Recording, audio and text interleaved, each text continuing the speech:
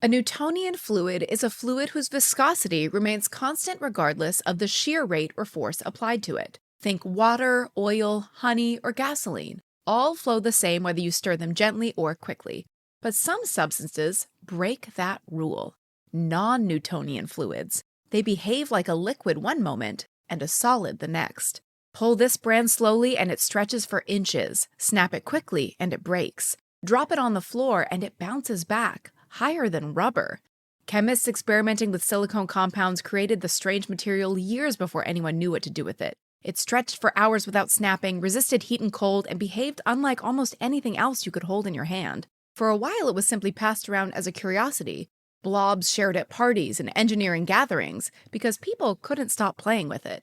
Then, someone had the unusual idea to package it inside a plastic egg, turning a laboratory oddity into a toy you could stretch, bounce, snap, and famously press onto newspaper comics to lift the inked images off the page.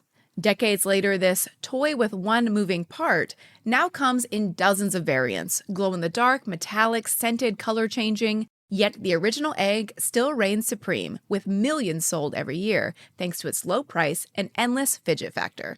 And that's why this week's On Brand is on Silly Putty. You're all jazzed up, really having a cow. You want your favorite show, and it's on right now. It's on Brand. Welcome to On Brand with Jon and Marisa. I'm Jon. I'm Marisa. You're so excited about this episode, you've changed genders and identity. Okay. I got some... Babe, you are a mess right now. We're just going to keep going. Babe, I don't know. If you want to be me, get ready to sweat. I'm not Jon. Get ready to sweat. Me, I'm a fisherman's husband. I wear linen pants, a flowy shirt, and I've always got a hook in my pocket. You ready for this? I think so. Are you ready? It's been a week. You know what? Silly Putty. That's perfect to have a silly episode. Wow, that was great. I like how you were able to Crying. tell this. You are me. You're laughing till you cry. Ay, ay, ay. Silly Putty, okay. So when I was a child, you could get two things in eggs. Silly Putty, pantyhose. Today... We should have done Battle of the Eggs. Oh my Silly God. Putty versus legs. Oh my God, what a missed opportunity. Edit Jon in doing legs, eggs, slide that in, and make it a battle. I mean, and I then could probably pick a winner. just pull up the legs Wikipedia you know right what? now. Pull it up quick, because I actually have looked into it in the past, and it's not as exciting as you would hope. It's not like a huge, like, somebody found an old egg factory that closed down, and they had all these eggs, and they had all this it's not like that exciting. So I bet, do an on-the-fly battle. Introduced in 1969 by Haynes, the novel developments were the egg-shaped plastic product container. To shift to consignment sales in drugstores and groceries, and in the in-store product racks designed to emphasize the egg shape, the brand logo hinted at a pair of chicks or eggs in the lettering. And that's why this week's other brand is legs. Wow. I love I don't even know if the fly battle. I mean, listen, looking back at it, the legs logo is gorgeous. Gorgeous. It's like, can we use that for our logo? Our legs logo? On legs. I didn't even notice how much went into it. The two G's, look it up. Pull over, get on your web browser. The two G's do look like a chick. The top G, my favorite. I love my initials. I love that my mom named me John Glover because the lowercase J and the lowercase G are my two favorite letters. Not because they're mine, just because they're fancy. The J is a dot. The G is all squiggle and party. I'm just realizing the G's are chicks. Yeah, the G's are chicks, and their bodies are like a big egg. It's really gorgeous. You should have done this. Oh, Silly Putty. My gosh, nothing beats a great pair of legs. I did dabble in in legs before, and it was, it's like, oh, you don't have to go to a department store. You're at the grocery store, grab some pantyhose. Someone's gonna write and be like, she didn't know Marilyn Manson started legs pantyhose. I can't wait for somebody to go, bitch, you already did legs in 2022. Hey, man, we will talk about Shamrock Shake at nauseum in Off-Brand. Or no, we already did. Oh, yes, because this comes out after. We is did. 2 days ago, we talked about the Shamrock Shake. What year did we start the pod? May 2023. Oh, so we couldn't have talked about legs, eggs in 2022. That was just casual conversation. We personally talk about legs, eggs, like once a month. We did pre-develop meetings for about 2.5 years going into the pod. I am in pod Reddits and stuff, and I check on them. I look at them. It's one of the things I look at daily. And people daily. Yeah, like it's in my rotation of like when I go through Reddit, I look at vinyl releases, sometimes Harry Styles or Taylor Swift, and podcasting. Wow, what a family crest you would have of Jon. It's Taylor Swift, microphone, Harry Styles and Taylor Swift looking at each other with vinyl like a sly records. look with dollar signs in their eyes. Yeah. And a vinyl record coming out of the sleeve. Any crest that you have would have to have that comedy and tragedy mask. I can't believe you just said that because my class ring, I got that on the side of it. And then I kind of regretted it, but it's on there and it's gold. And I got the Virgo symbol on the black smooth stone on top. This is why I was looking for another ring because I regretted not getting like a colored crystal diamond cut. Yeah, gold is kind of not you. I was a vampire though, but I got like a black onyx stone and the gold Virgo symbol on that. Sure. Comedy and tragedy on the other side. Guess what's on the other side? Big dangling balls. Peace symbol. A peace symbol. For your free-spirited hippie heart? Roger, it was Roger, right? So yeah, I'm going through the designs. I don't see testicles. Are these the testicles? That's a peace sign. All right, we'll put 2 of them on it, honey. Maybe a peace sign is like a view of the tip of a penis from above.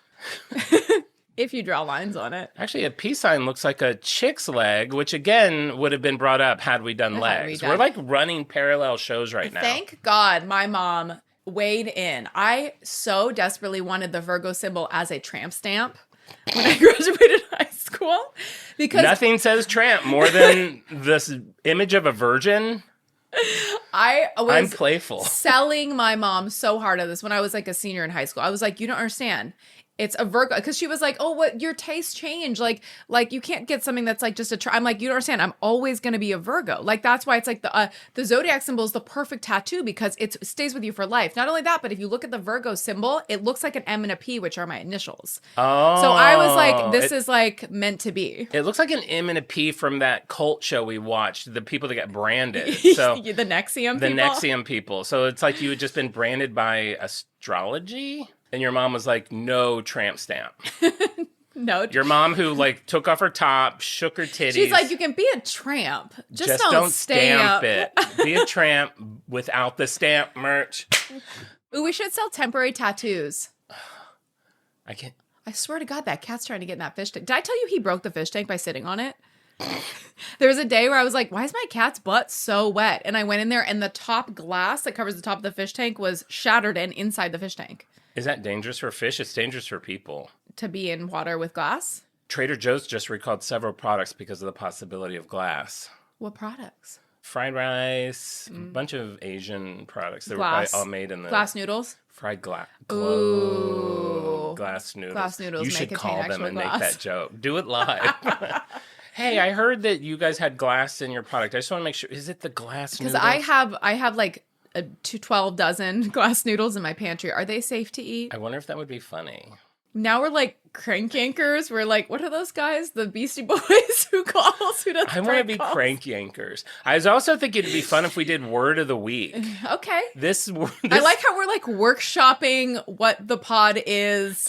Almost 3 years live in. on the pod. A dual egg pod. This is a real peek up the skirt of the pod. Crank yankers. Uh-huh. And I was thinking the reason this came up is because I just thought this word was funny last week, so I put it in my notes of things to possibly bring up. Yeah. Scooch. I think the word of the week is scooch. So anytime you use scooch, an angel gets its wings.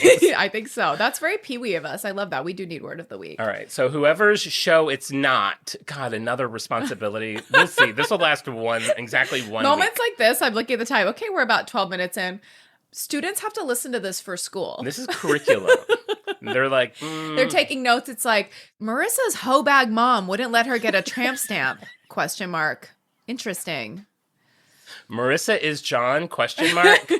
Jon is Marisa, question mark. Before we get into the show, I do want to tell a funny little anecdote. Remember how I may have told half of this already. Okay. So remember how I went to Lady Gaga a couple weeks ago? Yeah, you were not in the footage of the concert. Yeah. And then remember how I was invited to the VIP room? Yes, and there were so many glorious treats. You made a friend, you filled up a bag, cake pops galore. Yes. One of the friends, and I think I told this, one of the friends of the friends I made, who, by the way, I finally just emailed or texted today. Yes. Because I was like, I never texted that Bridget. So I texted her. We'll see if she writes Hi, me. Bridget. Hey, Bridget, it's Jon from Lady Gaga. Remember me? Happy Harry Styles Day. That's what I said. Why is it Harry Styles Day? Because his new album comes out today. Oh. It's what will be what's on brand for me unless next he's week. in the latest episode of Playgirl, I'm not interested. Babe. It's a new era. So I was talking to one of her friends, and I do not remember what came up, but something came up, and she's like, oh, you wouldn't know that. You're too young. And I was like, Flattering. I was like, thank you. She's like, you're what? You're like 30s? And I was like, no. Yeah, I know. I don't have any idea what you're talking about. I'm quite too young for that. So that was a great, like, feel-good moment. Always just tell people they're young and you're doing good for the day. Sure. To me, it's going to tip over, and I can already tell it's happening when, like, a 20-year-old server, like, calls me sweetheart. Oh. Like, it's condescending. It's like when, like, a granny, where it's like, you call a granny hot stuff. Sure. Yeah. It starts to feel condescending at a point. That's what I always called Myrtle and Thelma before they passed. Hey, hot stuff. How's Tennessee? Hey, queen. Okay, so you're too young. Okay, new friend, Bridget. Love it. Reach out. So cut to 2 days later, I'm meeting my Avatar gal pals for a picnic at a park. It's a park we've never been to on the west side, kind of by Culver City. And as of August of last year, you now have to pay to go to this park. $10 to get into this park. And this park is not even, to me, not as nice as Griffith Park, which we live right next to for free. Insane. So I'm pulling into this park. Big sign, $10 admittance, small little addition underneath that, seniors $8. And I was like, girl, you're young, but you're just going to say you're a senior. Uh-huh. So you don't have to prove. What are they going to say? Like, ID. Prove you're old. I guess. I don't know. guess. And then that would have also been a fun story for the pod. So I pull up, lovely little lady working in a little, I love a little human in a park booth. Like someone who has like a 4-hour job in a park booth. It probably used to be so much easier. Now they have to use Square. I hate that. I want to be like cash only. Yeah, or just, I would be fine with like a thumbprint. Like Coins. press my thumb on her thumb, something. Yeah, I do. I think we're at like an annoying point in technology where it's like, it's too pokey. It's too like scanny. I want like thumb to thumb. Thumb to thumb. Thumb to thumb. You Remember get we were that- trying to bump our phones to swap contact information? We tried to get that to happen. Was it Same called principle. Bump? I think now that still works Really? somehow. I think it's now integrated into Apple. We 'cause downloaded an app in like 2007. It's called Bump. You could bump. Right after we downloaded Draw something that got bought for $1 and billion Wordle, and then yeah. nobody uses. So I pull up this lovely lady. I'd always do a little idle chit chat before Sure. we get to the transaction. We get to the transaction and I didn't say anything. And she's like, that'll be $8. She's giving you a discount because you were friendly. So within a span of 3 days, I pass for 30-something and 65 or older. If you were really feeling self-flagellating, you could say, how old do I look? Never. Can you imagine? I will never ask that question of anyone. Same. People have asked me that, and I'm like, what kind of psychopath asked that question? There's a gay TikTok I've seen a few times. It's like this guy who's clearly on a date with this younger guy, and it's just him laughing. He's like, people are always guess my age wrong. They always think I'm older than I am. How old do you think I am? And the guy's like, I don't know, 54. And the guy's like, okay, all right, yeah, I'm 42. So, and it's just like never. Never. It's none of my business. How old do you think I am is none of my business. That is what, however old you think I am, is none of my business. Merch. Now we're just being silly. Sure, which is apropos, a word I love, apropos. Babe, save it for your word of the week next week. Spoiler alert. Spoiler. Apropos. What do you think their word's going to be? John's going to be so mad at you to think of a word. I'm just going to finger It's a like dictionary. when you were putting Easter eggs in the episode, you had to try to force a little. God, that'd be so hard. I'd be like, I had a banana republic, and I think I'm gonna go. Yeah, the inseg is much better. But I bitched all about that on Tuesday, so let's get to Silly Putty. Now, Silly Putty. Silly Putty. Here's where I'm with Silly Putty. You're not going to be shocked by this, but you're going to be floored. You collect it. So my affiliation with Silly Putty is, I don't know, now it's probably been 18 years ago. I went through a teeny tiny little Silly Putty phase because I got obsessed with the gold Silly Putty. I thought that was so cool. And it just looks like liquid gold. And I went through, I didn't even think I needed to go through it, but I went through like a teeny little like fidget phase. Like they made, you know what I think it was? Was that made by Silly Putty? There was like, they made like adult aromatic Silly Putty. Yes, you brought that over one time. They sold it at Target. It came in like lavender and lemon, and it was like scented, calming scents. It came in a squished egg shape, not egg at all, but like a disc that was very hard to open. They were just trying to, they felt like they were leaving money on the table. Like, we've got the kids, let's get the adults. Got the kids. I don't know one kid that's ever asked for Silly Putty. I feel like we're doing a show from 1963. Silly Putty is very much still on the scene. That is what I thought. That's my pullover But moment. it's part of it's part of the fidget movement. It's part of the slime world. It's part of all of it. It does check a lot of boxes now. Yeah, but a large percentage of their customers are adults who want like a little stress tool. You're on a long conference call. You want something to do with your hands. Very mindless. You just squish it, stretch it. I do like that you can pull it slow and get a nice long like cheese pull, or you can yank it and you get that snap. And that is one of its very unique properties. Had you heard the term non-Newtonian fluid before? I mean, every day. That's my word of the week. Harry Styles. It's smooch. Non-plutonium totarian. And then as a kid also, I did do the Sunday cartoons. Oh, yes, where you would stick it on, pull it off, how cool is that? I was so sad to hear that you can't do that with newspaper anymore because they use non-transferable ink. Pull over. You can't? Non-transferable ink. And we briefly had a LA Times subscription. I remember being like, my hands aren't even like inky. Like that's like such a classic thing. After a Sunday of leafing through the paper, your hands are covered in ink. Non-transferable ink. Silly Putty will no longer work with a newspaper. I'm sure I have some vintage papers in the unit. I could. Do you mind? But they're all like historic, so I can only use Silly Putty on like 9/11 newspapers. The assassination of somebody. The two towers, like, put that on. The two towers on Silly Putty stretched. That would be like at MoMA. That's a moment. That is a moment at MoMA. You could get like 10,000. You should get an egg of Silly Putty for everybody who lost their lives during 9/11. And then treading something here.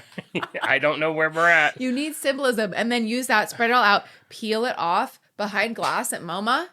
What's the symbolism? Obama or one egg per life?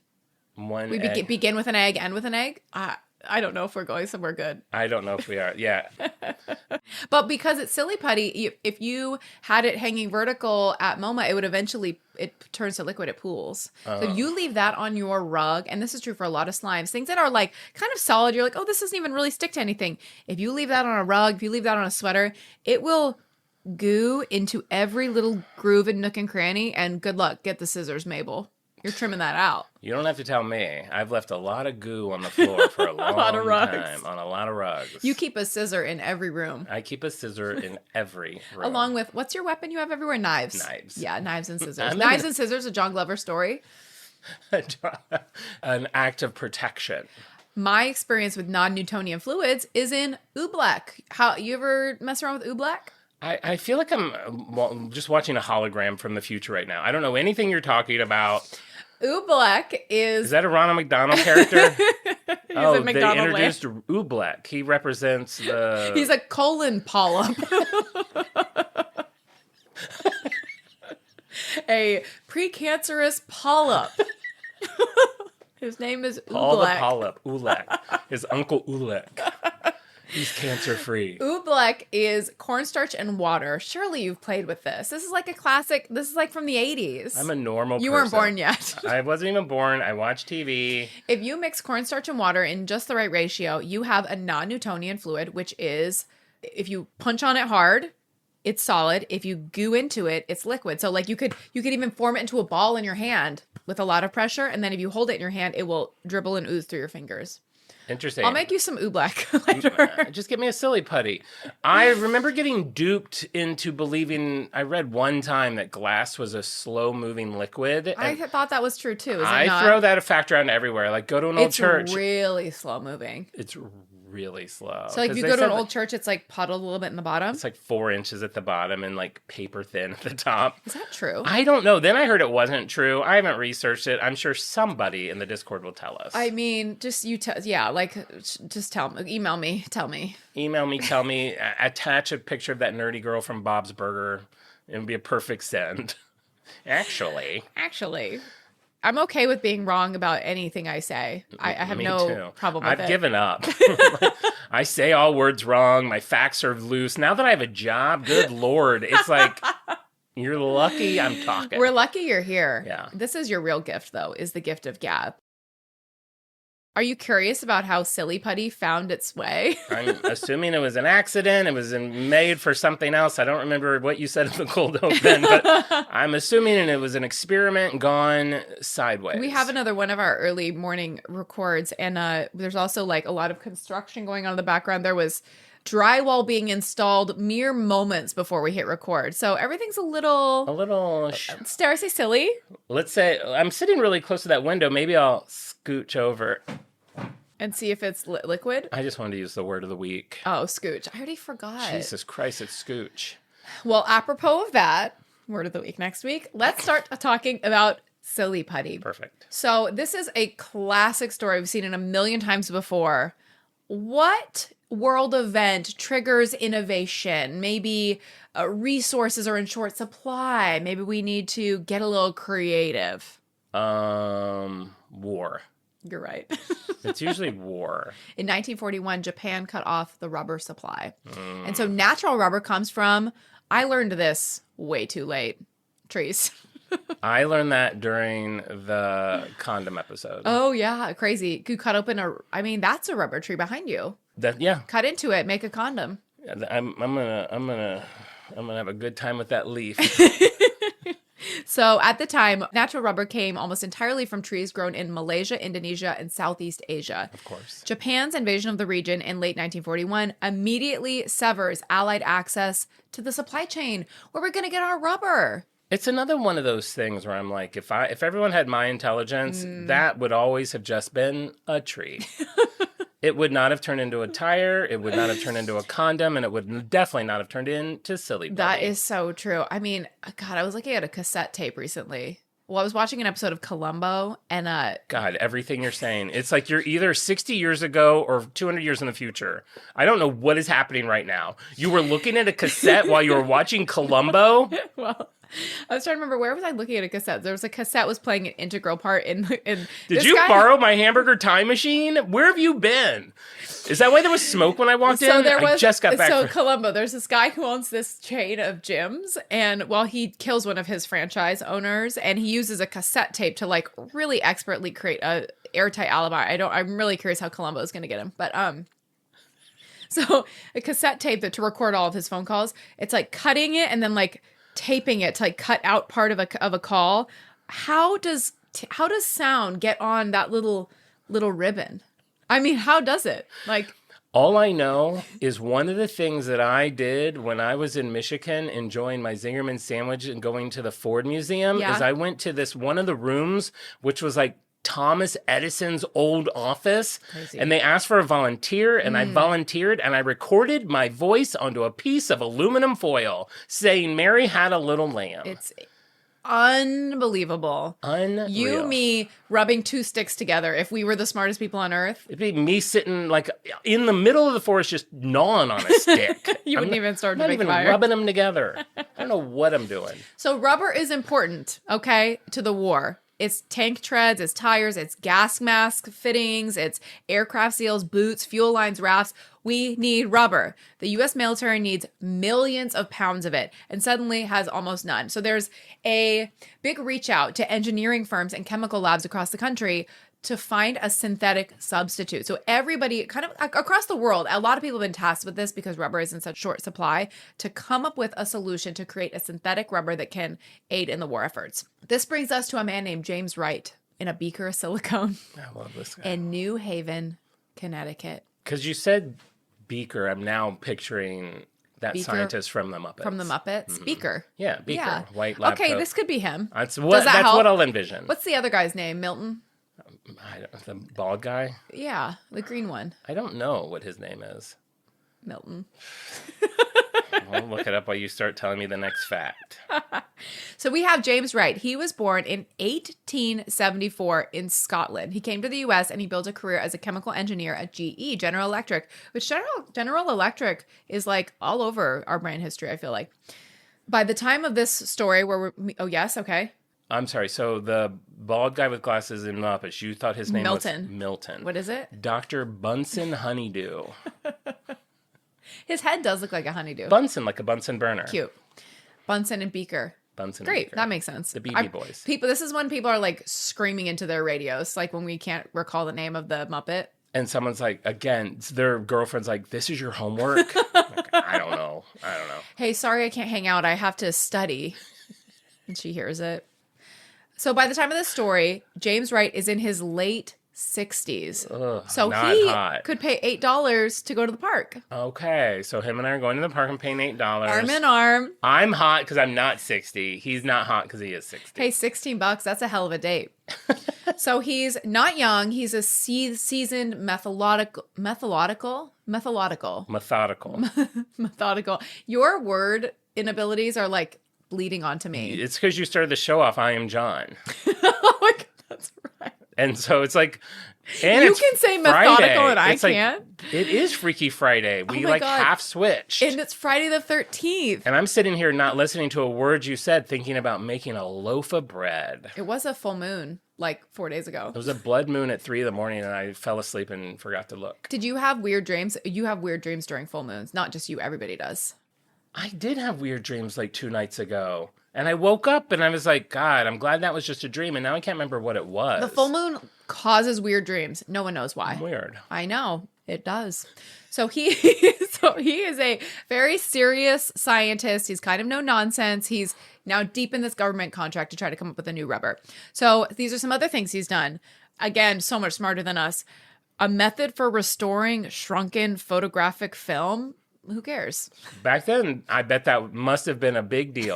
The film was too small. It's been shrunken. Shrunken. I wonder if that just means like with age, it like back then maybe it used to like shrink and they couldn't like get a good image from it. And he found a way to bring it back, like rehydrating it, like they do with dehydrated onions. I think you're onto something, Bill. James. James. He created a process for protecting metals from oxidation, which is good. That's important. Nice. I can do that for guacamole. So he does these kind of like unglamorous, very practical problem-solving tasks. And so it's kind of funny that this kind of like no-nonsense guy ends up becoming the master of the silly. So this is kind of a funny little side note about Wright. He later converted to spiritualism, and he reportedly attended seances where a medium named Mary Olson claimed to channel messages from Thomas Edison. So this is the same man who thought he was like channeling Thomas Edison as with like his like shaman guide. What year are we talking? This is now, he's in his late 60s. He's 68 at this time. I don't know, was 1874 plus 68? 1870. Okay, this is where people know that I can't do math. Oh, I think this is like 1943. I had it written down. Okay, yeah. I was just going to say there was a Lucy episode about that where like they were trying to connect with people from the other side. So maybe that was just a thing at the time. That does like a rattling of a table. I think that was a thing where like a traveling shaman would like come to your house and say like you need like to have a seance, and you would turn out the lights and like and so they'd shake the table and like a candles would do something. They'd float. Yeah, float a candle. Yeah. We should get into that. Yeah, we should. I'm also like, if anybody came to my door and offered that, I would hand them money so fast and make their head spin. Come in. So it was 1943. So Wright is in his lab. He's kind of tinkering around with his little goos, his little beakers of goos. He has this theory that silicone is chemically similar to carbon, which is the backbone of natural rubber. So he thinks like, okay, silicone is similar. Maybe that's a good starting place. Maybe substituting silicone for carbon in a polymer chain produces something that's rubber-like. So he mixes silicone oil with boric acid and he does his experiment. What comes out is not rubber, but it is gooey and it is stretchy and it is strange. Disappointed. Oh. He, drops a glob of it on his lab floor. And it bounces. It bounces. Wait, so he invented Silly Putty from pour one. Yeah. Pour one. He's like, Silly Putty. It's 9:01 a.m. in the lab. His lab coat has nary a stain on it. He just nodded a goodbye to his wife. I shall see you in a year or two while I get this. He's driving and he's like, okay, it's similar. Okay, maybe I'll start with silicone and boric acid. Why not? It's alphabetical order. It's B on the shelf. Ding, ding, Formula One. It bounces higher than rubber, 25% higher than rubber, which it's funny because I've played with Silly Putty. I've never really thought to bounce it. What? That was such a thing of mine to try to roll it into the perfect ball so that you could bounce it and catch it and it wouldn't bounce and then shoot off somewhere. And they would say that in the commercials. They had some really cute commercials in the 50s where they would say, oh, it bounces even higher than a rubber bouncy ball. And I feel like I never really took advantage of that. I loved bouncy balls. Yeah. Oh. Yeah. Thanks for letting me do the build up and stealing the flag. I'm you, so I had to say I know. I was like, what? Bouncy balls. Which kind? Clear glitter? Clear glitter. All day, every day. But they yellow. Not immediately. It's not like, oh, I'm going to be so sad in 4 years. I feel like I couldn't. This was probably part of my childhood is not being able to enjoy anything for fear of impending disappointment. And I feel like my mom would be like, oh, don't get the clear one, it'll yellow. And I'd be like, you're right. And put it back and be like, I'll get the one I don't like as much. Solid neon green. I'm going through that right now because you'll notice I'm wearing a black shirt today because for St. Patrick's Day I wore green and it looked like I fell in a pool because I sweat so much only when we record. I don't sweat at home when I'm working. Do you sweat when we're hanging out? And I don't have AC at home. I crank up the AC when I get here. It's the Showtime sweat. But I don't feel nervous at all. Doesn't matter. I forget the camera's there. I don't forget the mic's there because I have headphones on, but I'm not nervous. Do you sweat when we're playing a card game? It's something about being around you. You're nervous. You have a crush on me. I find out I'm in love with you this whole time. That's the only reason we do the imagine people finding out, friends of friends finding out. Remember Marissa? Yeah, I think we did improv. Yeah, in 2008. And you remember Jon? Her and Jon were on an improv team. So she had a family. She had a husband. She had 2 kids. She left her husband and family to marry Jon. Wasn't he gay? He was. Really gay. Really gay. Didn't he have a whole separate gay identity? Hollywood Justin? Yeah, he was that gay. That's funny because I met Hollywood Justin before I met Jon. I hooked up with Hollywood Justin, then met Jon. He's married to Marissa. Now they have a wildly successful podcast. There's a thing where gay men just marry straight women now. It's kind of trending. It is? Yeah, there's a People magazine that's yes, my husband's gay, and no, I don't care. And it's they just have a great life. They just have a great life. # goals to have the personality of People magazine. Because they don't give a flip. Oh, we can dream.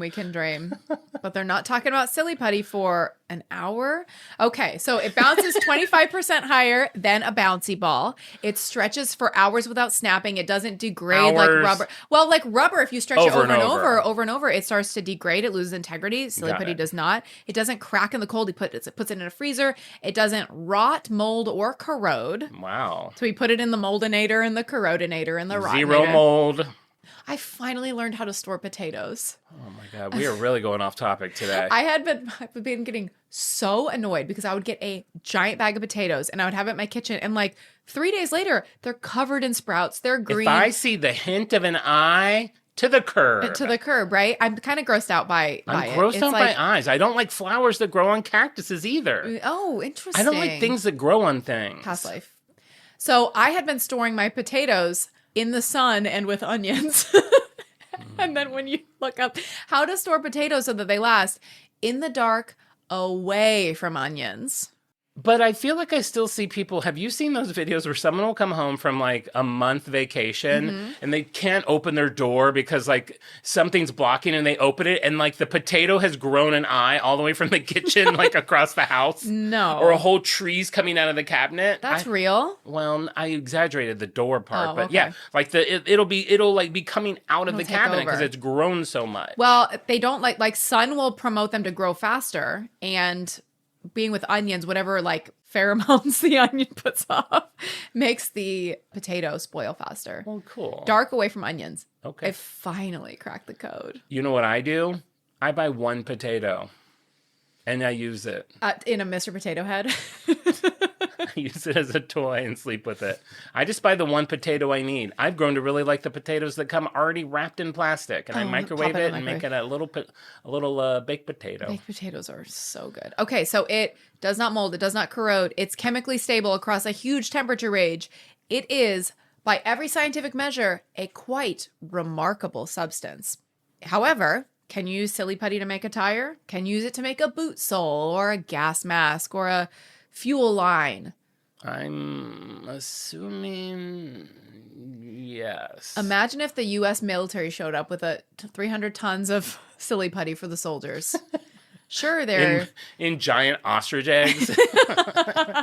They should do that. That would be fun. A big putty. Fun fact, I have a jar of ostrich eggs in my living room. Go. No, we don't even talk about it. Go. Jar of? How many? I think 7. Yeah, go. Lore, next.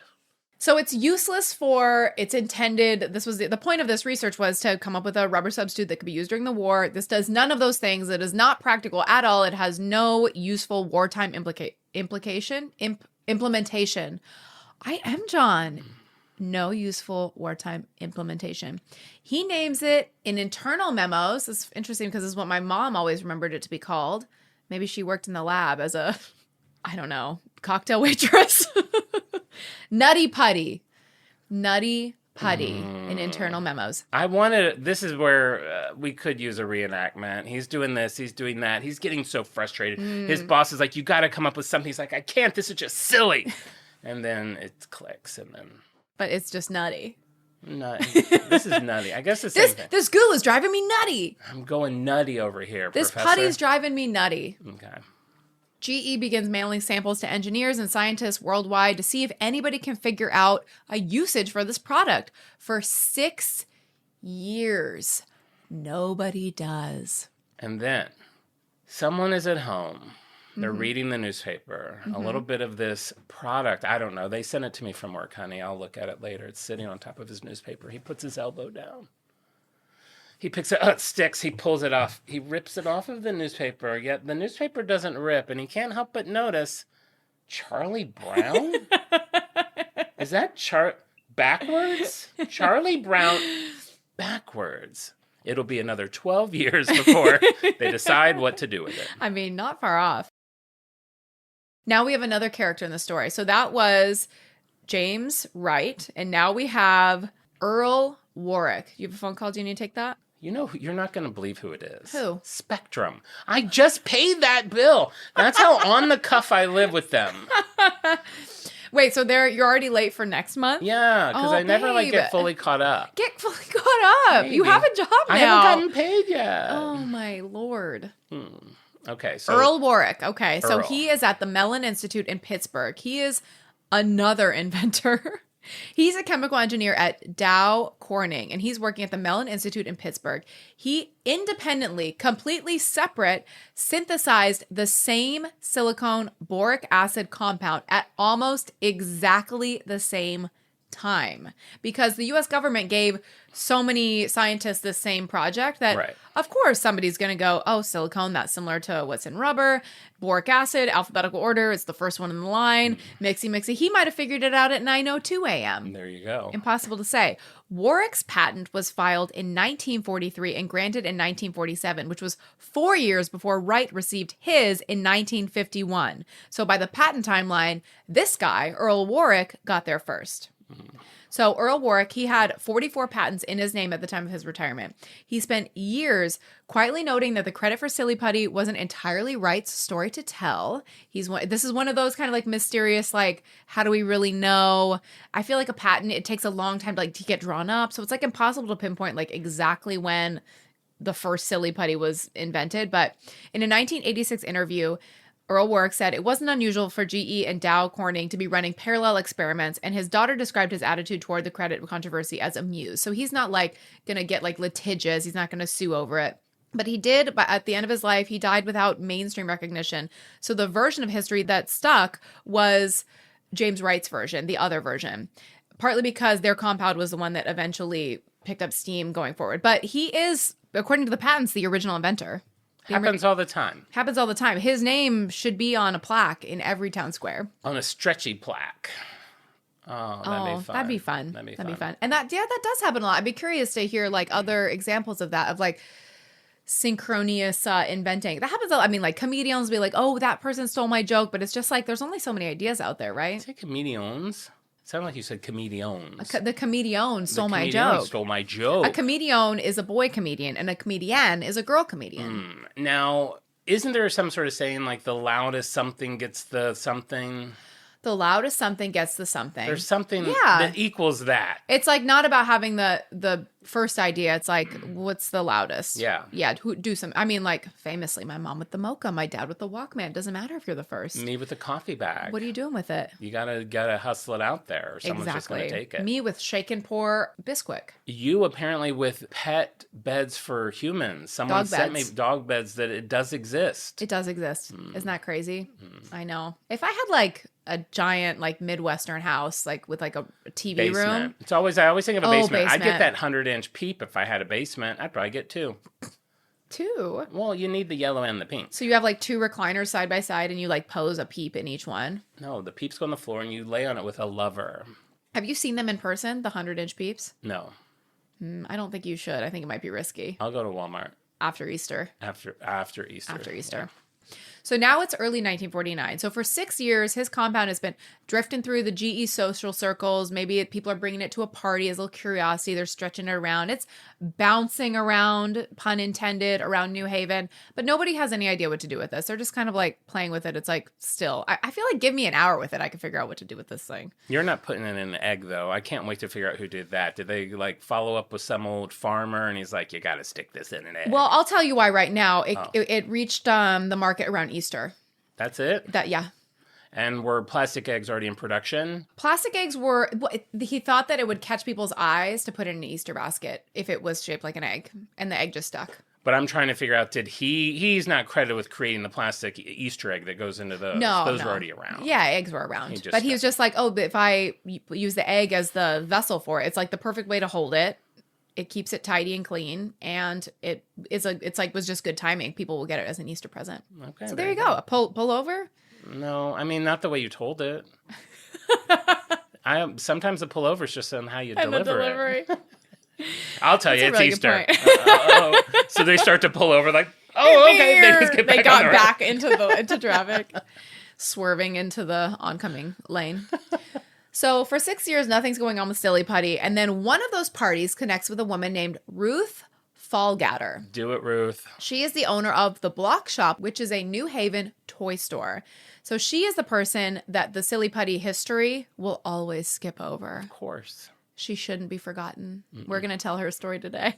Let's hear about Ruth. So Ruth has a very well-regarded local toy shop. She has a side business producing holiday catalogs, and she hires an ad consultant to help. So this is a struggling marketer named Peter Hodgson. So she puts the compound in her 1949 holiday catalog under the name Bouncing Putty in a clear plastic case at $2. So it's one item of many. So she's kind of not really like invested in this. She's kind of like, this is not in an egg at this point. It's just in like a little clear plastic thing. She's not like sold on it. She's not like, this is going to be the next big thing. But she's like, yeah, sure, let's put it in the catalog, Let's see how it does. What it does. So results come in. Bouncing Putty is the second best selling item in the entire catalog. Do you want to know what outsold it? Think Christmas 1949. Christmas 1949. I'll tell you, it's simple. It's a classic. It's too early for the pet rock. Christmas 1949. Is it just a doll? a 50-cent box of Crayola crayons. 50 cents in 1949. That seems like it's like $14. I know, right? That seems and high. even $2 for bouncing putty seems a little high. Something's off. We're in a different timeline.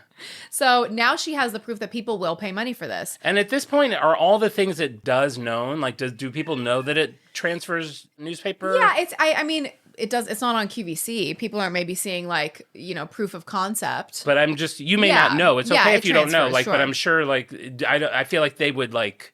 That would be part of the advertisement. There was a commercial I saw from 1951 that really leaned on the pressing. So I would say it probably wasn't on this packaging. Got it. Yeah, but it was used a lot in the advertising moving forward in the next phase of this. So for some reason, even though this was the number 2 selling item in the holiday catalog, Ruth decides not to continue selling it. Steps away from bouncing putty entirely.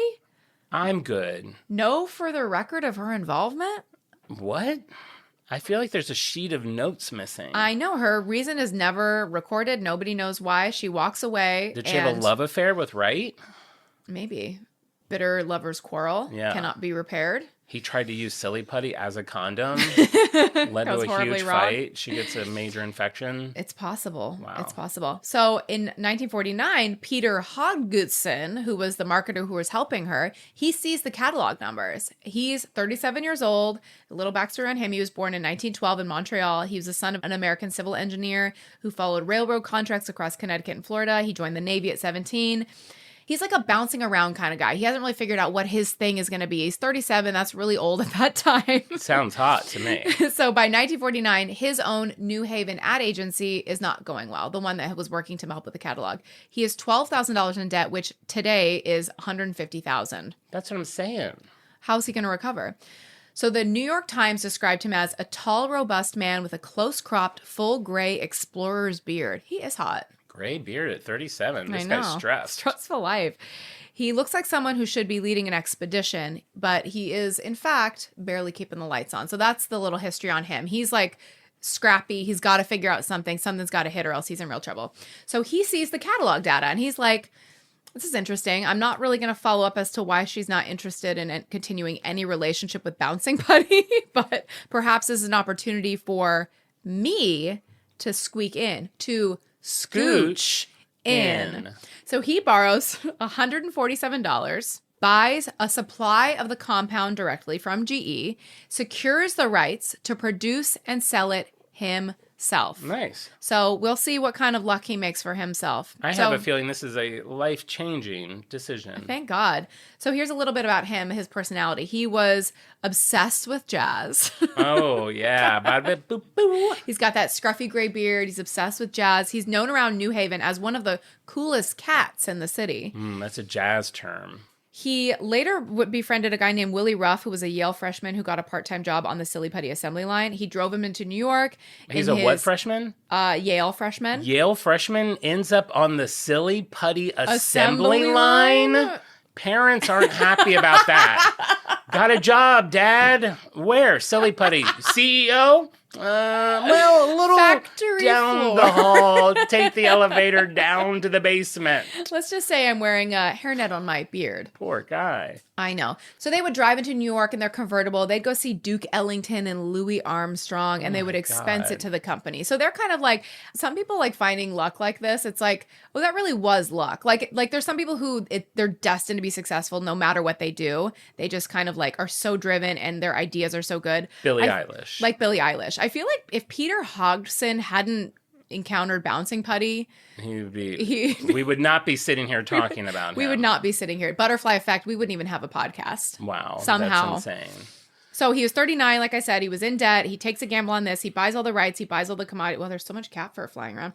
This is also in New York. They're going to see Duke Ellington. This is also right when Warhol is starting to do advertisements, and it's that phase of his career. The billboards and stuff? Well, magazine ads and window displays and things like that. And it's a part of his art that I was never that into, and now I've grown into full-on appreciation of it. I think his commercial art is really good. The shoes and the dresses and the cats and the cherubs. His business card was good. so cute. Yeah. Yeah, that's really cool. What a time. So now it's early 1950. He sets up his little makeshift assembly line on Temple Street in New Haven. He has Yale students hired part-time, including, like I mentioned, the young Willie Ruff. They hand divide the putty into 1 ounce portions. I will say shrinkflation is real. They used to be 1 ounces. Now they're half an ounce. This feels like candy assembly line. Like they probably roll out this huge big I'm long sure. lawn of it. They've got a cool little like slicer dough chunk, slicer chunk. that's like or like a chink that does like 8 at once. Smart. Fun. It's definitely Harvard, Yale degree. Yale degree. I mean, they might just be trying to make a little beer money. Sure. Go to the strip club later. Sure. So they're hand dividing the putty into these 1 ounce portions. They pack them into plastic Easter eggs, chosen because, like I said, Easter is approaching. The round shape is pocketable. I love that that's just an aside. That feels like that should have a whole chapter. Why the egg? Why the egg? Oh, they came out at Easter. I'll just tell you now, Easter. Okay. He nearly called it Nutty Putty because that was like the internal name at GE for it, but he drops it for reasons that we're not entirely sure. What he lands on is, of course, Silly Putty. 2 words. They're both absurd. They're eye-catching. They don't rhyme, but they have like an alliterative kind of Silly Putty. I don't. Do they rhyme? Was there any? Do they rhyme? Does silly and putty rhyme? Who am I doing this show with? You guys, don't pull over. Go home. Put on the new hairstyle. Turn off the lights. Change the Lay channel. in bed. Do they rhyme? You are me. I see now. I am you. I see now that they don't. What was it? Roses are red, violets are blue. Let's go to McDonald's and get a Shamrock Shake. Love you, Mom. She would think they rhyme. There's no other story about silly. They're like, we have a name that rhymes and goes perfectly with it. I mean, I'm telling you. I'm losing my mind right now. Why wouldn't they call it Nutty Putty and put it in a nut? That is actually really smart. I'm guessing the eggs at this point were not like custom made. They were probably just like plastic eggs that you could get just put it in a nut. You'd have to get a custom nut. Yeah. Do you remember the color that Silly Putty used to be? It was like fleshy. Beige. Right. It was skin. Yes, it was skin colored. Skin. It was very testicular. Crack this egg to get a ball of skin, bounce it around, and stretch it again. Silly Putty, now available for 29 cents. It wouldn't be a stretch, pun intended, to change that color to like a true beige and put it in a nut. I agree, Nutty Putty is better. And honestly, I feel like now John Glover, could come out with Nutty Putty and make it in a nut. I'm coming out with Nutty Putty as soon as the show's over. Pun intended. Okay, so we have our assembly line. We have Nutty Putty, now Silly Putty. He has his assembly line. He has his hot Yale freshmen. They're packing it in eggs. Still doesn't really know like what to market it as. I'm going to say I don't think this guy is like a genius. I think he got really, really, really, really lucky. Yeah. So his initial pitch was that it's an adult stress product. So it's like... That was his first pitch all the way back then? Yeah. So the early copy described it as a neurological release tool. That one of the taglines was the real solid liquid, which is technically accurate, but it doesn't really like engage you as a shopper to be like, oh, I need to get this for my family. Yeah. Then he starts to expand. Sorry, you looking some up? I'm not shaming you, but this is something I would put in the timeline. I just was very curious when Play-Doh came out. Oh, yes. Okay, when did Play-Doh come out? In 56. So it's like, and that was, came out as a pretty strong kid's toy. So I could see them being like, Play-Doh's doing well. Yes. This is another thing that maybe a kid would like. But this is in the early 1950s. Right. So this is a little before that. It predates it. I feel like the modeling compounds, which is what Play-Doh is technically called, there wasn't really a precedent for that. So like... Yeah.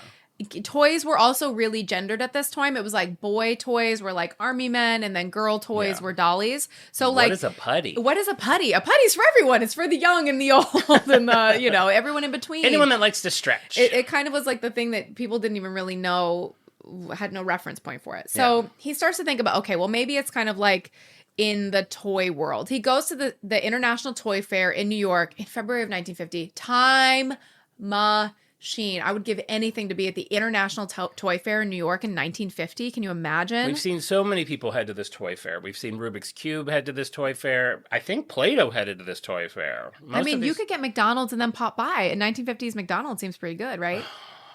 This could be a stop on Time Travel Hamburger Man's store. 1950s Big Mac? I don't even know if the Big Mac was out by then, but something was. Have you had that new special McDonald's? The Big Arch? No. I'm not. We're going to talk about it. We already talked about that in off-brand. Oh, yes. I forgot. So he pitches it to every major toy buyer he can reach. Almost all of them pass. I could see, like, it is a... I don't know. I could see it being slightly tough sell because this is the 50s.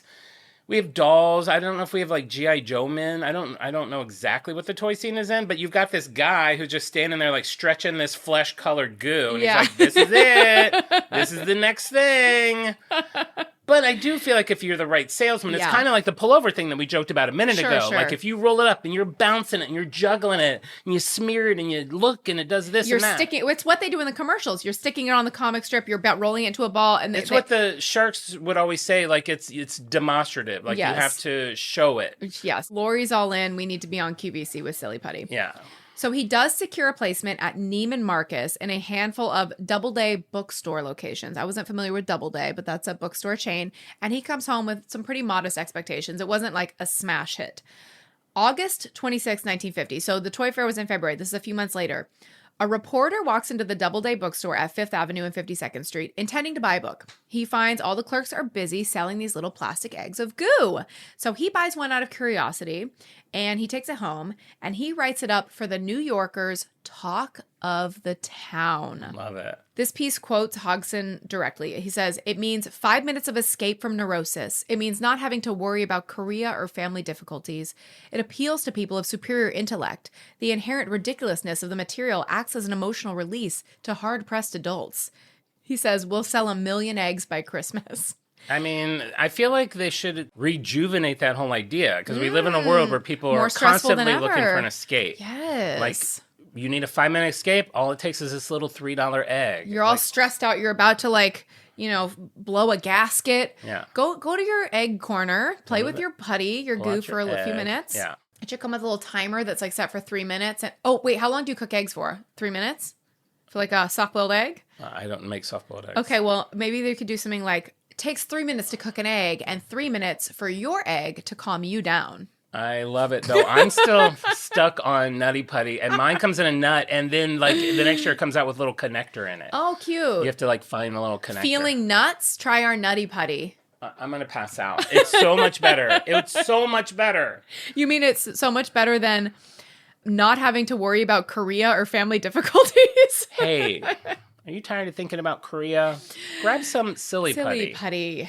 Within 3 days of production of that New Yorker article, they have 250,000 orders. And it's okay if you don't know what the price point is? Is it still $2 or is it cheaper or more expensive now? I think it went down to $1, and I think it's still around $1 an egg. Yeah. Which is funny because it's less. It's less now, but so that's what accounts for inflation. But I think it stayed at $1. I feel like Play-Doh has managed to keep its price point low. I mean, you can buy like a container that's like that big, but you can still get Play-Doh for $1. It's like a ketchup packet's worth of Play-Doh. Yeah. Yeah. So he gets an order for 250,000 units. He does not have 250,000 units. He has a bunch of hungover Yale students on his assembly line, and he has a lot of the silicone, but he does not have 250,000 units to produce to meet demand. At this point, he has not done any advertising. He has had no marketing budget. It was really just this one journalist who was out shopping for a book. That's all it takes. That launched the entire company. That's what I mean. This guy was lucky. Like, it wasn't like, oh, he had this incredible marketing idea. He had like none. Yeah. He had none. He had the egg, which, I mean, if you're Team Nutty Putty, it also wasn't a good idea. And I mean, a newspaper article back then carries so much weight, whereas now it's like that's basically like getting a Kim Kardashian to do a TikTok that. And our attention is so divided. It's like we're looking at like 10,000 ads a day, like on like our phones and our algorithms. Everybody's getting different advertisements. Everybody would get the same ads in the newspaper or on the commercials on TV. So it was reaching an audience of millions and millions and millions. By the end of 1950, 6 million eggs sold in 11 months. 80% of the buyers are adults. Worried pullover. about Korea. Worried about Korea. Wow. So stressed out grown-ups. To me, I'm like, this is so funny because this feels like kind of like a new thing, like a. I thought it was like an 80s, 70s kids thing. But even like the idea of like a stress ball feels kind of 80s, like an 80s Wall That Street feels like exec, like with like a 2000s. stress ball. I'm like, oh wow, that's funny that was in the 50s that adults were playing with Silly Putty, like. Yeah, I always picture In a 50s boardroom? carefree, Right. making like the kitchen of the future and a big fluffy cake. Yeah, it's crazy. And then 1951, the Korean War changed everything. So the U.S. government imposed silicone rationing for the Korean War effort, which was the exact same material Wright had been trying to weaponize for World War II 8 years earlier. And now the supply chain is evaporated. Production has to halt entirely. The business that had just exploded with 6 million units is suddenly frozen. There's no timeline to restart. But Hodgson, he just waits. We'll never learn how to say his name. Hodgson? Swarovski.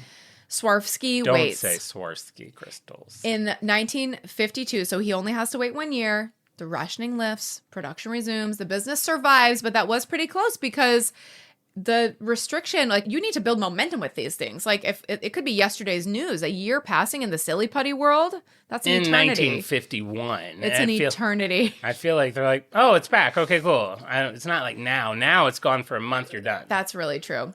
So by the mid-50s, the audience shifts and Hodgson shifts with it. So this is when we start to see it moving from an adult customer to children aged 6 to 12 is where the customer base had moved. So What was the reasoning for this shift? it just was happening kind of organically. Kids were seeing it. It's in the home. And he's seeing that there's now a real demand that kids are really interested in Silly Putty. So he sees this as an opportunity. He shifts his entire marketing strategy. Now what was the like adult stress toy now becomes the kids toy without having to change a single thing, except the color didn't even change. It was always that like testicle beige. So by 1957, he produces the first TV commercials and places them on Howdy Doody and Captain Kangaroo. Oh my God, my twin. You kind of are a little Howdy Doody also. Good Lord. Because you're boyish. Thank you. Yeah, I feel like it's like the Captain Actually, Kangaroo is too old. That's a perfect example. At Lady Gaga, I was Howdy Doody. At the park, I was Captain Kangaroo. The man with two faces. I love that. So those are two of the biggest children's programs of the era. So this targeting advertising towards children via television was still kind of a new practice. So he was very early. He's on the cutting edge of these marketing toys to kids during the children's TV shows. So the commercials feature Hodgson himself. He's playing a ship's captain and smoking a pipe. This is the commercial I was talking about. It's very cute. He's on this kids show. It's like so slow. Think about like how kids commercials have changed over the years, how like feels like the 90s and 80s, like it was really fast and like and kind of like using a lot of like quick cuts and like making everything seem like really cool and futuristic. This is a guy sitting, black and white, obviously, sitting in a captain's chair, smoking a pipe, by the way, for kids.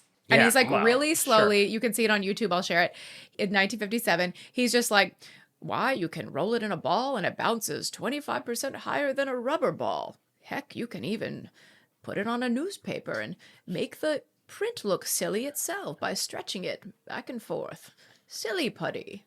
It's like so slow That's so and funny. so funny and really, Should be really like cute. Bozo the Clown, like, it's silly. No, it's himself. He put himself in the movie.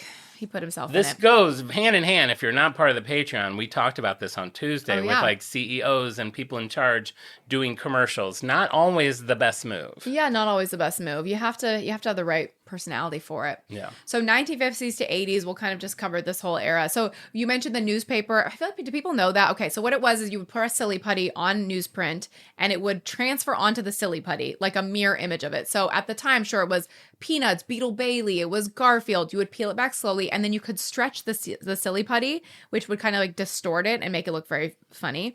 And That so, would be perfect to do with Kathy because she was always worried about her weight. So you could press her on there and then make her really fat and her act would get longer. Kathy would hate that. Kathy would hate that. She would absolutely hate it. We should do a Kathy episode. I feel like Kathy's been made fun of enough that it's like, but Kathy is a brand. Yeah, Kathy as a brand. Like, I feel like there's so many of these comics where it's like, what's going on with that? Maybe we should Like do when we did Ziggy, we need like Comic Corner or something. a comic battle. That sounds fun. So for 30 years, that was the experience of Silly Putty, that you could press it on and peel it off. As I mentioned, modern newspapers are smear-resistant ink. The trick no longer works. As I can find, there's no other, like, there's no current ink available that you could do this with. So this is something now all it does is stretch and bounce. it all does is stretch and bounce. We've lost the transferability. We lost it. Maybe if you like drew on something like that was like plastic, Graphite? it could Maybe. stick. But that's a bummer because I feel like that's such a fun part of Silly Putty.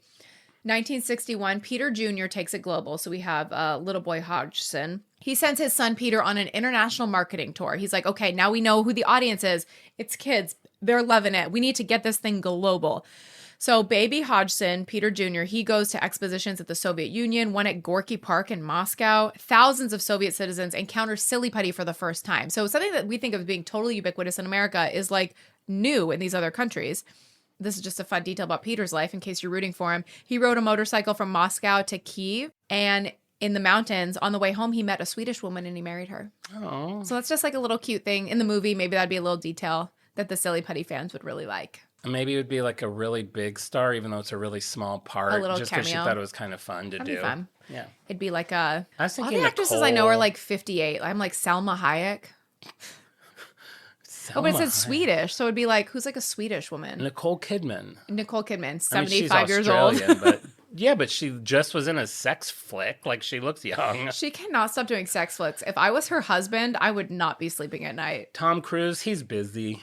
They're still together, Cruise. right? Wait, I think she broke up with Keith Urban. She did, I heard. That's sad. I kind of thought they'd stick it, but then I said that sad to someone like, is it? Like, they act like Keith sucked, so I don't know. I used to tan him at the tanning salon. like, was nice. Like, just take his credit card or, like, rub stuff on him? I don't think I rubbed stuff on him. He would just go and do the booths. Hmm. I'd advise him on his tanning journey. I like that. I advised Keith Urban on his tanning journey. Damn. 1968. Now we have, this is a kind of a rumory part. Well, I'm not going to call it snow lore, but this is a little bit of putty lore. It's hard to say. There's some detail that gets lost in most retellings, but Silly Putty made it to space is the headline. Oh, of course it did. Everything back then got thrown onto the shuttle. Sure. So they brought it into orbit to, I guess, like play with and like strengthen their hands, but also they could secure tools during weightless periods of the mission. So it didn't go up in the plastic Oh, egg. that's fun. Like, they would stick it on the wall and then stick a hammer on it. Yes. Love that. Love that. I mean, this is like, Silly Putty's like the Forrest Gump of goo. Merch? The Forrest It is Gump the Forrest of goo. Gump of goo. Totally. Wow. It got to go in. You would love this. It didn't go in a plastic egg. It went in a specially crafted sterling silver egg. So they thought that the goo was going to space. It deserved better packaging than just like whatever's on the shelf. Hashtag goals. Get that egg. I Get gotta that get egg. that egg. So this is there's no official NASA documentation confirming any of this. Come on. But it is on it's on the brand archives, the brand website. It's like very like well documented as just like goo lore. Did you go to newspapers.com? Yes. You found articles? I mean, that's the thing. It's never been confirmed by NASA, but Crayola owns spoiler alert, Crayola owns Silly Putty now, and they're the ones that beat them in the toy store, the 50-cent box of crayons, and now they own Silly Putty. That's fun. Crayola is confirming this. Maybe NASA doesn't bother in this kind of folly. Do they talk about Tang? Yeah, they talk a lot about Tang. Also, okay. So then they talk about some things that go to space. That's a good point. So, end of an era when Hodgson dies in 1976. No. He has a heart attack in his home. Oh, don't cry for him. He passed away at an 88-acre estate in Madison, Connecticut on Long Island Sound with a tennis court pool and sweeping ocean views. Do you know the date of 1976? It was August 6, 1976. He saw the bicentennial New Year. Good for him. I always worry about what people missed. Like anyone that died before 19, before 2020, I'm like, they didn't even know about COVID. Oh, yeah. But he got to do that bicentennial. That is cool. 4th of July. That is cool. He was for him. 64 years old, which is pretty That's young. it? Yeah, he had a heart attack. Yeah, Oh, I know. no.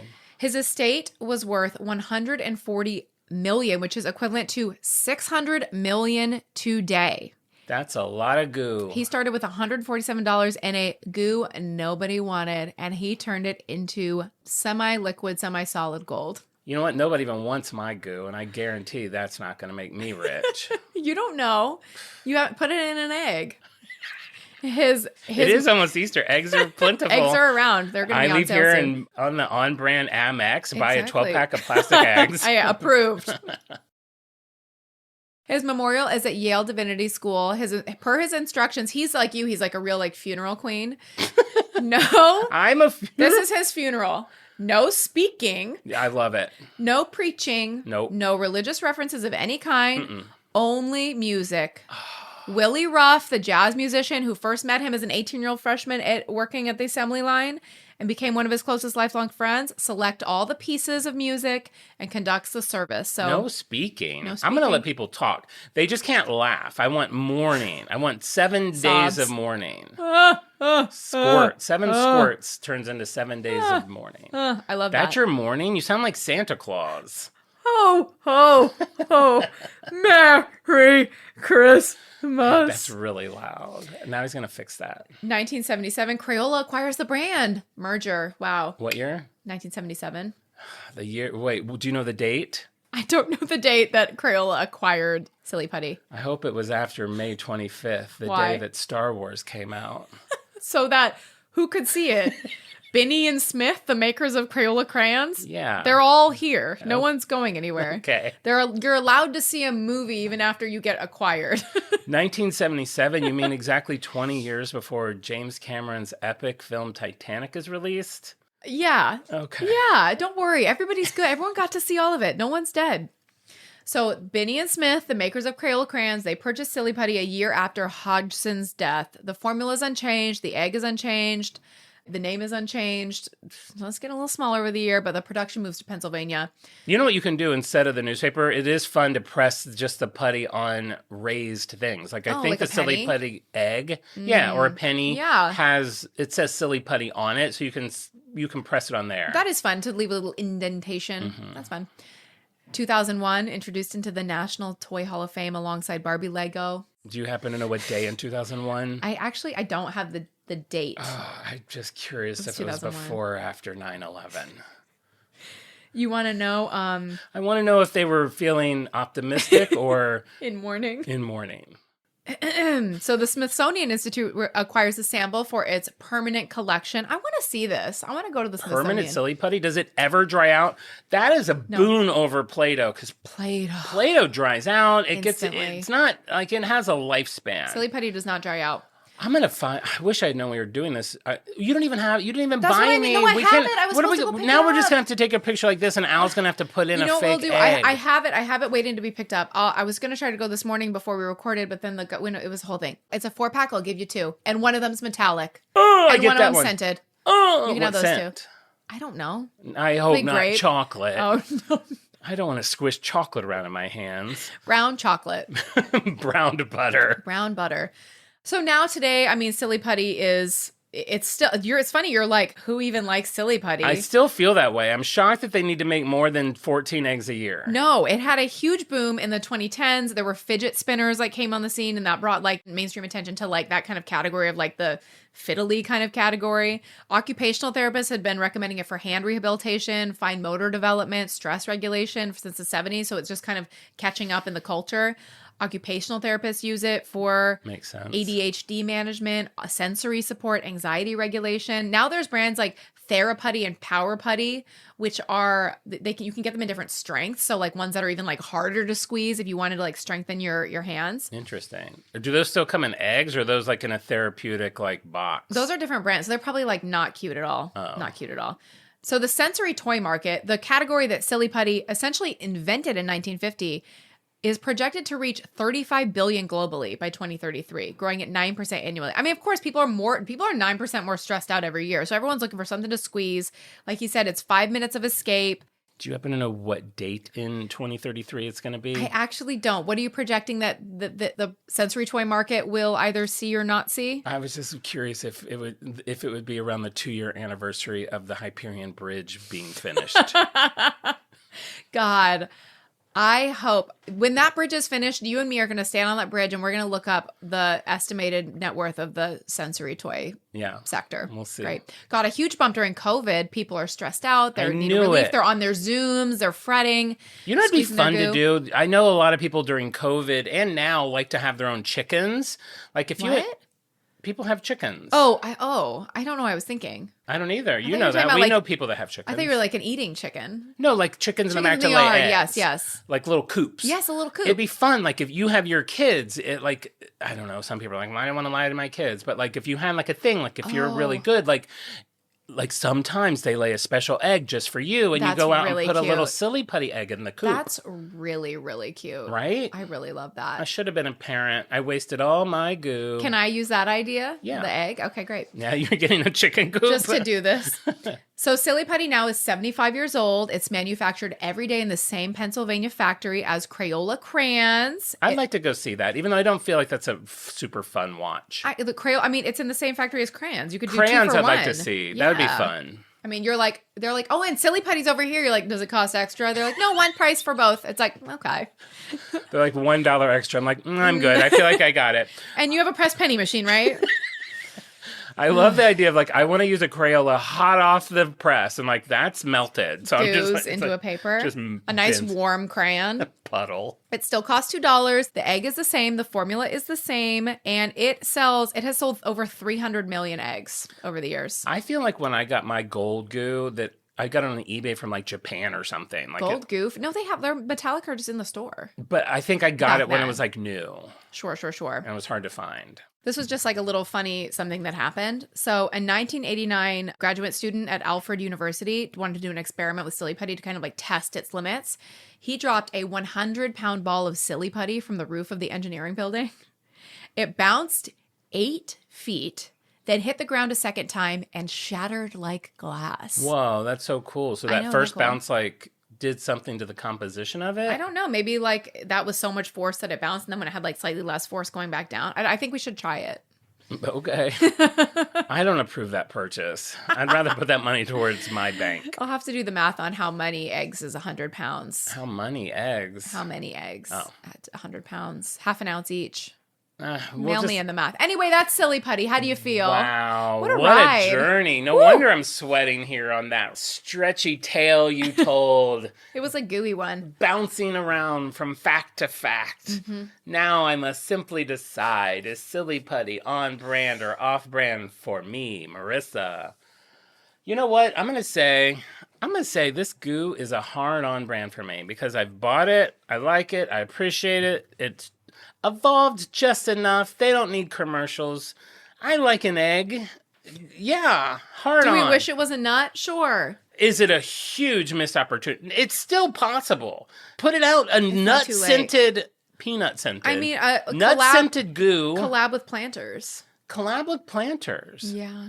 You know what it looked like for Christmas? Your sister gave me like an old vintage planters Yes. like soap dish. Yes, so it would look cute. like that classic nut. Yes, like that double. It could even have double goo in it because it's got 2 parts of the nut. One for you, one for a friend. Nut duos. Share it with a friend. Your best friend gets the connector. It's like I all mean, there. do we have to like think of everything? It's so sad And how I've- underpaid we are for our good ideas. We're thinking of all these things, and if you were to take a picture of me, it would be that Monopoly picture of me with like pulling my pockets to show how empty they are. I'm this poor. And we're just spitting out ideas. We need to invent a goo. It's the only way to wealth these days. I'm gonna say it's a hard on brand for me too. You mentioned that it doesn't dry out. That's actually like a huge selling point because I am so tired of buying. We make our own Play-Doh because I can't afford regular Play-Doh in the store. I also find it to be really wasteful, all the little tubs, because I'm never like they immediately get mixed and like it's just annoying to sort. It got has its that purpose. smell though. It's They that both smell. have and I do like all the colors. All the colors are fun, but it's like as far as just like Silly Putty has like long-term staying power. You can have the same egg for a decade and it will be as good as it was the day you bought it. Unless sure you my use it to gold egg clean crumbs in your car. Some people do that. I could see that. The funny thing is about Silly Putty and Play-Doh is neither one of them make anything that great. Like if I make something with Play-Doh, it just looks stupid. Yeah. It looks like Mr. Bill. It's Yeah. like it just looks clumpy and dumb. Yeah. And Silly Putty bounces and you could put dents in it. You're right. They both stink. They both stink, but they're both hard on brand for me. I love them. What a great invention. Something that does nothing, Mm-hmm. really, and has endured almost a century. That was the tagline, the toy with one moving part. One moving part. Pretty cool. Anyway, that's it. Good job, John. Great job, I really Mar. liked learning about that. No, but seriously, that was fun. There was a lot of fun information in there. I'm sure this is going to be a classic episode that goes down in the annals of On Brand. Now, you know what I have to do. What? Give shout outs to our Freaks of the Week. Oh, yeah. Don't ya know?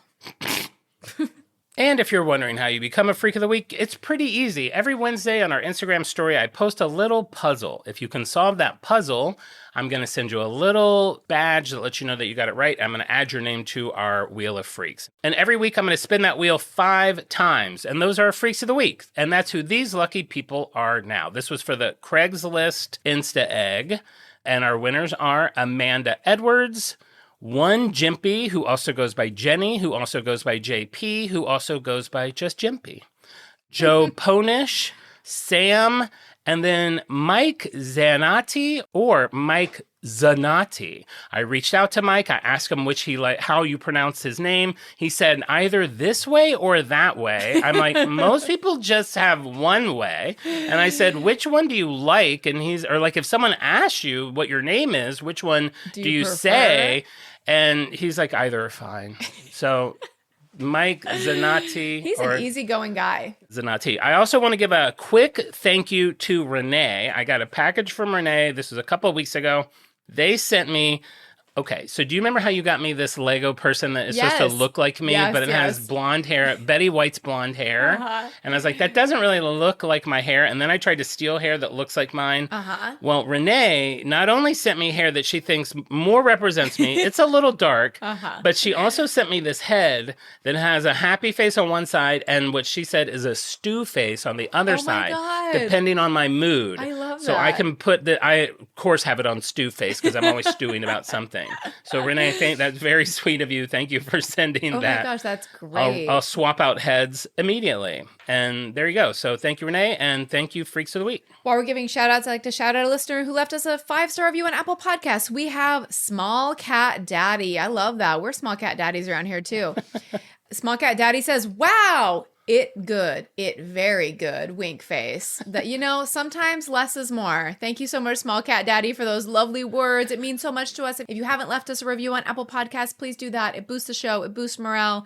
Go to Instagram @OnBrandThePod, TikTok @OnBrandThePodcast, chat with Jon in bed, play his Insta Egg game. Tuesdays, we have Off-Brand come out. Join the Patreon. Come into the Discord. We'll talk to you all the time. You'll love it. You'll love it. You'll love it. We love you. All right. With that, we'll be back next week with an all-new episode. And remember, clearly, this episode is a prime example that sometimes we may go off topic. But when it comes down to it, we'll always be on brand. Bye. Bye.